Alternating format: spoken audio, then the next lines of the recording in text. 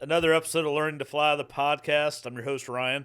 Show is sponsored by Basham Construction. I keep forgetting that on all these, but if anybody wants to help sponsor the show, by all means, give us a jingle. If anybody wants to be on the show, we don't take everybody, but give us a holler on that too. We like to talk to a lot of people, but today we're going to do a little Q&A, something a little bit different. We're open to ideas on this, like Andy Frisella calls it, like he used to call it like Thursday Thunder or whatever. We're open to ideas, just like naming the eagle. Although I think we named that Bash. And by the way, his vest is done, and Jen got down to deliver it this week. It's kind of cool. But anyway, we asked you guys to send in some questions. We haven't gotten a lot. We've got probably a handful. But Jeff, you said there's a couple that trickled in before the end of the year. I guess we could talk about those a little bit. Yeah, what is your approach to kind of reflecting on the previous year and then goal setting and planning for a new year in your business? So like year-end planning. That's a good question. I'm not a big this might surprise you. I'm not a big like New Year's Eve resolution guy. I'm not a New Year, new me, whatever that lingo is. I think it's wonderful if it works for you. I'm just personally not that way, so I'm not going to dog on it. I'm more of I set a goal, and usually my goals are pretty lofty. They're a lot of times unreachable, but they're big, so big that I just want to chase them, and it keeps me going. It keeps me motivated to go and to get better on my goals. So, of course, when it's the end of the year, we're dog tired. A lot of businesses, it's taxes, it's paperwork, it's all that kind of stuff. And then you got to look and reflect to the next year, like, hey, where am I going? Where have I been?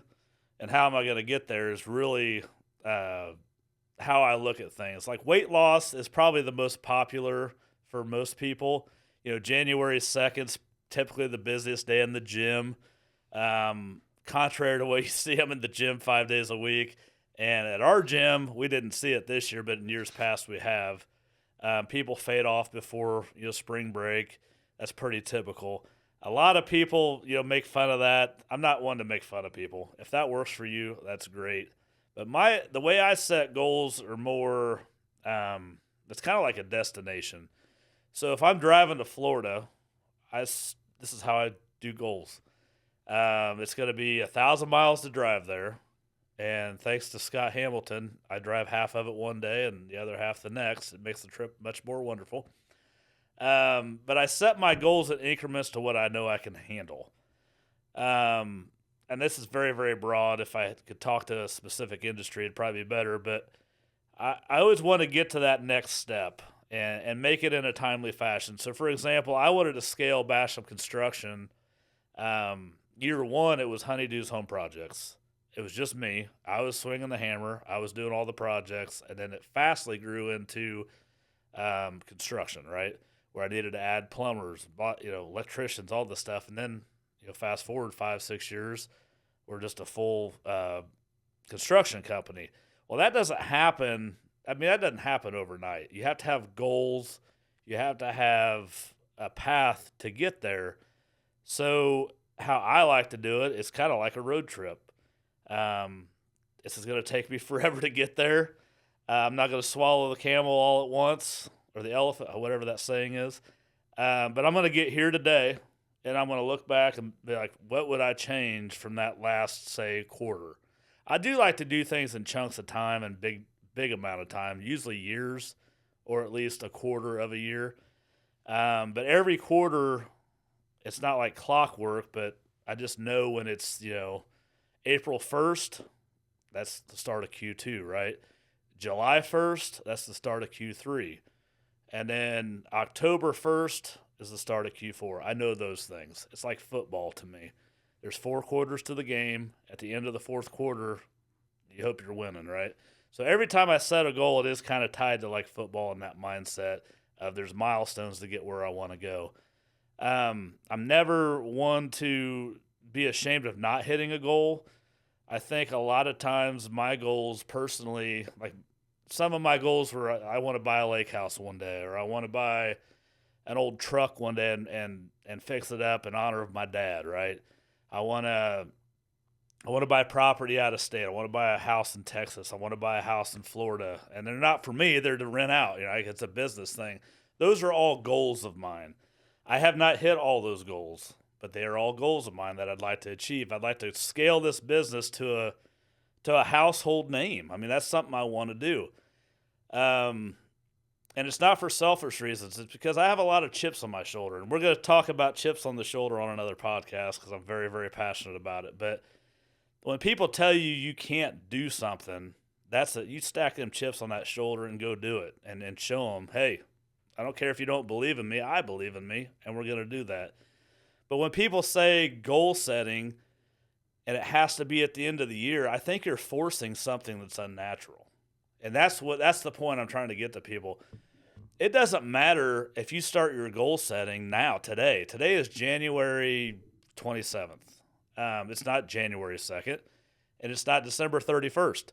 It doesn't matter when you start your goals. The important part of it is to not quit and give up on them. Otherwise, what you're doing is you're chasing your tail, and it's just busy work, and it's like a rocking chair. It'll give you something to do, but you're not going to get anywhere. So that's how I set my goals, and I always have a vision board. I always have a vision board where I see it every day. If you walked into my office, you'd probably think I'm a lunatic. I have, pictures of goals, of the things I just mentioned. I have lyrics of some songs that just mean something to me, like just one line that keeps the edge sharp.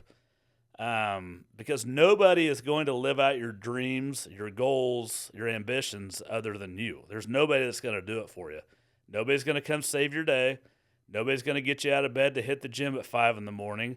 Nobody's going to tell you to start that business. That all comes from within, and that is where you got to find yourself. And that's where I would start before even setting goals, is figure out who the hell you are, figure out where you're going and where you want to be. And then, by God, if you get some success, take people with you. It is noble to pass it down, to help somebody else that doesn't have the courage to do it, or the know-how to do it. Be humble, be coachable, be teachable, be all those things. I think it's all important to that piece. I'm sure I've missed a lot of that, but that's a great question. Keep listening to the podcast because all these questions get answered in other ways too from other guests that are way more talented than I am. So, but that's a great question. Whoever asked it, and if you need more, I'm not hard to find, but. What else we got, Jeff? Yeah, so this one's about the construction industry it's a tough business. So why a lot of people fail that get into it. So why do you think you've been able to kind of survive the ups and downs of economy and other factors and be successful with it? That's another good one. That's kind of dear to my heart because when we started. When we transitioned from Honeydews Home Projects, which we are bringing back, and went to Basham Construction, I got madder than a hornet at least a dozen times. People would come up to me, and we started getting a little successful. And success is nothing but hard work, dedication, and no quit. That is all it is. It's nothing more and nothing less than that. But we started to get some success, and I had a guy come up to me at a school function. He's like, man, thanks to COVID, you're doing all right. And I looked at that guy in the eye, and I won't repeat it. I'm trying to work on my language. But I said what was on my mind. I said, I'm not giving that an ounce of credit, man. And I didn't say that I'm not a violent person, but I'm like, I just want to knock you out. Like, it's hard work doing what we do, and you're going to give it to this stupid thing that's going on in society. Guess what? That thing's been gone a long time, and we're still doing the same things, and we're actually scaling more too. And that's not me. That's my team. That's our customers that see value in us, the people that believe in us, all of our subs that work so hard, that believe in us, Jeff that does our videos. This is all a big family, man. This has nothing to do with Ryan Basham. I'm the face of the deal. It's Basham Construction. Somebody's got to start it. But my God, I've got the best team in the world. I mean, I truly, truly feel that way. We have the best team in the world. Are we perfect? No, we're not. We make mistakes. We screw up. All the things. We do all that. But we're never going to abandon you, ever. Like, we're gonna follow through and do what we say we're gonna do, and be there for you. Period. Anybody that claims they don't have problems or everything just so perfect, well, guess what? You're either lying or you're not doing what you should be doing and coaching the rest of us. So so get over here and help us that are actually trying if you're that perfect. I know you're not, but if you're that good, I would consider getting into coaching. But back to that longevity piece, I think it ties back to just not quitting. Um, I'd be lying to you if I said there were days I just didn't want, I wanted to quit and go just get a normal like sales job like I used to have. But I'll be honest with you, there's more to my life. There's more that I have to give than that. And I know I'm supposed to be doing this, and there's a pride piece to it as well. There's an ego piece to it as well, along with that. But I'm very proud of what we've built as a team together, as a family. I look at my kids and they look at me differently. They know that dad is, I ain't playing, man. Like, we're here to make a difference, period. And if you want to be a part of it, great. If not, I guess sit on the sidelines and watch. But my kids know every failure, every time I've screwed something up, lost money, whatever. They see all of it, and I want them to see all of it. There's a reason I want them to see all of it. My parents, they grew up in a different time. I was born in '78, in the '80s, '90s. They hid all that shit. They didn't want people knowing they were struggling. My dad hid cigars from me forever. It's probably the most. If he came back wherever from heaven, I'd say that's probably the most thing I'm pissed at you about. You didn't share your cigars with me. Anyway, that's a joke. But they didn't want. They looked at it as they failed as kids. To where I look at it differently. Like, I look at Bo Ryan and the difference he has made in just 2 years. Just 2 years of personal development by himself. I'm obviously in his ear, but he has seen the value in it. You can't quit. You work hard. You keep your mouth shut, and you don't complain and bitch and moan. Just don't do any of that, and you'll be successful. You work hard, effort and attitude. Those two things right there will separate you from anybody. I don't care if you're 5 years old or 85 years old. That is the separator. I see a lot of adult men that are boys. I'll just say it. They're boys. They ain't men. They're boys. Because they don't understand that mindset. And it's irritating. But all that ties into longevity in anything you're doing. That could be running a business. That could be your workout regimen. That could be your prayer routine. That could be anything. I mean, this is not business. That's a whole mindset shift that you got to adopt to get that longevity. We're very fortunate. We're in a very good area in construction. Central Indiana is very hot. It's not like that everywhere. So we have that going for us. But we also have, you can't stop somebody that won't quit. So we have that. You got me. I'm not going to quit. It's going to get hard. It's going to get messy. It's going to get dirty. And you're going to have sleepless nights. But if you don't quit, you'll be fine. I'm a firm believer in that you'll be just fine. So did I answer all that question? You did. Did I? So it's 2 for 2. 2 for 2. That's going kind of quick. We got a third one? Yeah. Let me see here. But I just think the biggest part is you just can't quit. You got to tell yourself, like, I'm doing this forever. Doesn't mean you have to either. You can change your career path too. But the mindset, you don't change the mindset. Got another one for you. All right. So how do you, when you're going to take on a new project, whether it's work or whatever, how do you balance not overthinking something and just jumping into it with at least kind of evaluating a little bit of the risk? Like, what's your mindset as far as when you know to jump, I guess?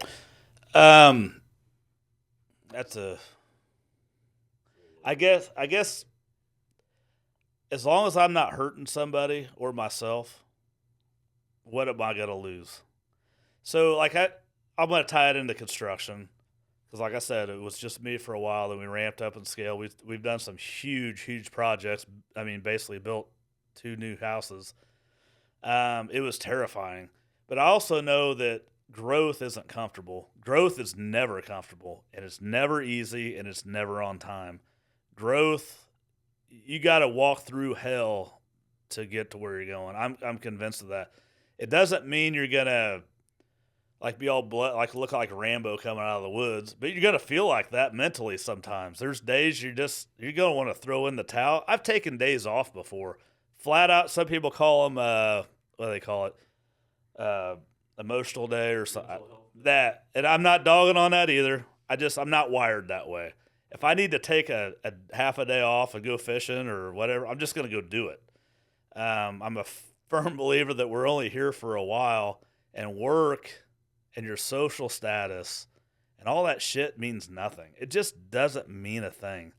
I'm a big picture guy. The people that truly know me, I don't think about today and next week and next month. I'm 5 years ahead of where we're at. That's how I think. Doesn't mean I'm ahead of everybody. I'm just saying that's how I look at things, is so far down the road that the little things don't really compute to me as much. I'm thankful for the people in my life that do care about those things, because I think it takes all of us. If we were all wired the same, that would be a dangerous thing. So I'm thankful we're not all wired the same.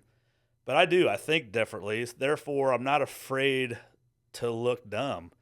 I went to a small school where I was the laughing stock the whole time I was at school. I was very popular. I was very kind to everybody. I was an athlete, contrary to what I look like. But wasn't afraid to lose. I've never won a trophy. I don't have a single trophy. I don't have any of that crap. So I don't really see value in trying something and then failing, because that's how I personally learn. So when we take these bigger projects on, I do have a little bit of calculation with it. I always tell customers this, and it's the truth. I will not take on a project I can't physically do myself. Doesn't mean I'm not going to do it. There are projects we do that I absolutely don't want to do, because sometimes, guess what? You got to feed your family. But that doesn't. It only makes you stronger. There's a couple projects, and I don't know if these people listen, but there's one in particular that it was the definition of hell. The definition of hell. And it took me a year to do it. And I knew there's going to be a light at the end of the tunnel. I've built houses most of my life. You're not there forever. It does seem like forever. But at the end, you can look back and say, man, I made it through that storm, that war, that battle, that hell. And every time I drive by that place, I'm like, bring it on. I'll do that in my sleep now. So you just get stronger. And if you know that, it's like going to the gym. When I graduated high school, I bench pressed 365. That was my max. And I tell Bo this because I'm hoping he can beat me. And I wouldn't even put it on the bench today and dream of it. I wouldn't even flip and try, because I know I can't do it. I'm old now, right? But it's that mindset of, hey, what's the worst that can happen? It's just going to fall on you, and then you have the embarrassment of people pulling it off of you. I don't worry about that. I think it's not loser mentality. I say that a lot. I don't want people thinking that, but it's a mindset you got to change. You cannot be afraid to fail. Failure is beautiful, and failure is where the growth is. I promise you that. It's going to suck for a while. You got to embrace the suck. Read books. Read David Goggins books. There's a ton of them. Put myself on the spot here. But anyway, there's a ton of books that you can read. Personal development. Get heavy into that. Listen to podcasts. Motivate yourself. There's things you can do. Do not rely on other people. You got to find it from within.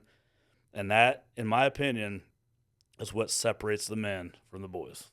So we're going to try this. If you guys, we'll end on that one, I guess. We had 3 questions. But send your questions in. We do love reading them, and we're actually going to implement them once a month. You don't have to tell us who you are if you want to. That's great, but we appreciate those that have done that. Like I said, send in your comments, share the show, and we'll talk to you all soon. Thank you.